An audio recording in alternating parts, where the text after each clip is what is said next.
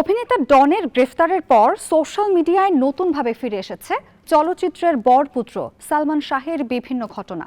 রাজসাক্ষী রিজভির হঠাৎ বদলে যাওয়া বক্তব্যে নতুন করে উত্তাল সালমান শাহের মৃত্যু রহস্য। দীর্ঘ ২৯ বছর পরও এই রহস্যের জট এখনো খুলেনি। তার চাঞ্চল্যকর দাবির জবাবে কড়া ভাষায় কি বললেন শাবনূর, আর এই বিতর্কে কি প্রতিক্রিয়া মা নীলা চৌধুরী ও সহকর্মীদের। সর্বোপরি সকল তথ্য নিয়ে এবারের সোশ্যাল বাজ।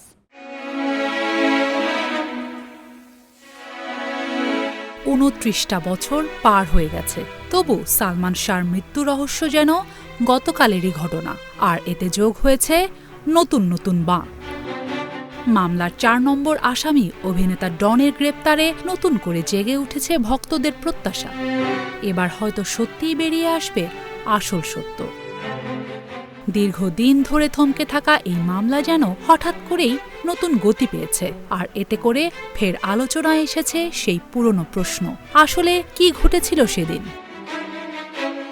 রাজসাক্ষী রিজভী আহমেদ, যিনি ১৯৯৭ সালে নিজের জবানবন্দিতেই স্বীকার করেছিলেন হত্যাকাণ্ডে সম্পৃক্ততার কথা, হঠাৎ প্রায় ৩ দশক পর দিলেন সম্পূর্ণ ভিন্ন গল্প। সাম্প্রতিক সাক্ষাৎকারে তার দাবি সালমান শাহ আত্মহত্যা করেছিলেন, আর এর জন্য দায়ী নাকি সালমানের মা নীলা চৌধুরী এবং নায়িকা শাবনূর। শুধু তাই নয়, শাবনূরকে বিয়ে করার এবং এক্স গার্লফ্রেন্ড থাকার মতো চাঞ্চল্যকর দাবিও করে বসেন তিনি। এমন বক্তব্যে স্বাভাবিকভাবেই স্তম্ভিত হয়ে পড়েন সংশ্লিষ্টরা, আর নতুন করে প্রশ্ন ওঠে রিজভির প্রকৃত উদ্দেশ্য নিয়ে। শাবনূর চুপ থাকেননি, কড়া ভাষায় রিজভির এই বক্তব্যকে বললেন বানোয়াট ও উদ্দেশ্য প্রণোদিত গাল গল্প। দীর্ঘ এক স্টেটাসে তিনি স্পষ্ট প্রশ্ন তোলেন, একজন মানুষ যখন একই ঘটনা নিয়ে বারবার ভিন্ন ভিন্ন কথা বলে, তার সবশেষ দাবিটাই বা কতটা বিশ্বাসযোগ্য। তিনি জানান, গত জুলাইয়ের ২টি সাক্ষাৎকারেও রিজভী একাধিক অসঙ্গত ও বিভ্রান্তিকর কথা বলেছেন, যা যে কারো চোখেই সাংঘর্ষিক ও উদ্দেশ্য প্রণোদিত বলে মনে হবে। নিরপেক্ষ ও পূর্ণাঙ্গ তদন্তের দাবিও জানান তিনি, যাতে বছরের পর বছর ধরে চলা এই বিভ্রান্তির অবসান ঘটে এবং প্রকৃত সত্য সবার সামনে আসে। শাবনূরের পাশে দাঁড়িয়েছেন নীলা চৌধুরীও। সরাসরি জানিয়ে দেন, শাবনূরের সঙ্গে সালমানের কখনোই প্রেমের সম্পর্ক ছিল না। সালমান তাকে দেখতেন ছোট বোনের চোখে।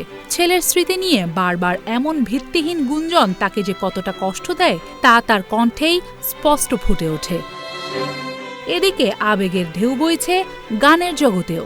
সঙ্গীত শিল্পী মনির খান আক্ষেপ করে লিখেছেন, নিজের প্রথম অ্যালবাম প্রকাশের কয়েক মাস পরই সালমান চলে যাওয়ায় তার সিনেমায় প্লেব্যাক করার সুযোগ চিরতরে হারিয়ে যায়। আর আমিন খান স্মরণ করেছেন সালমানের সেই অভিমানী উক্তি, জগতে কেউ আপন না, যা যেন আজও তার ভক্তদের হৃদয়ে গেঁথে আছে।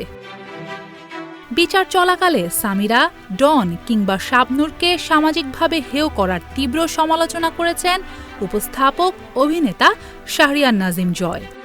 তার প্রশ্ন, আদালতে যদি এরা নির্দোষ প্রমাণিত হন, তাহলে হারানো সম্মান কি ফিরিয়ে দেওয়া সম্ভব? তাই আবেগ নয়, সত্য উদ্ঘাটনই এখন সবচেয়ে জরুরি বলে মনে করছেন তিনি। প্রশ্ন এখন, এত বছরের রহস্য, বিতর্ক আর পরস্পর বিরোধী বক্তব্যের জট কি এবার সত্যিই খুলবে? উত্তরের অপেক্ষায় লাখো সালমান ভক্ত।